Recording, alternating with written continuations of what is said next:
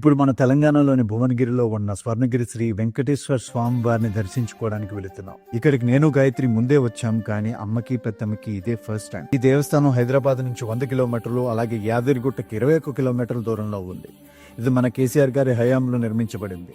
భక్తులకు 2024లో మార్చిలో దర్శనానికి అనుమతించారు.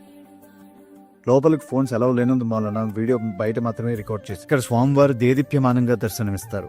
మనకు దర్శనానికి హార్డ్లీ 30 to 45 minutes టైం పట్టుద్ది. ఇక్కడ వచ్చిన భక్తులకు ఎండదెబ్బ తగలకుండా లోపలంతటా వాటర్ స్ప్రింక్లర్స్ పెట్టారు.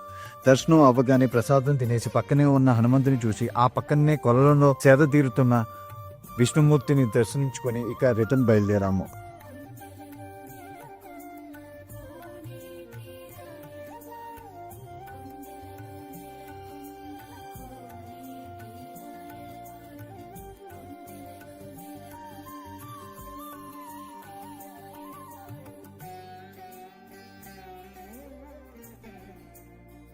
అలాగే దారిలో హోటల్ వివారాలో ఆగి భోజనం చేసి ఇక ఇంటికి బయలుదేరాము.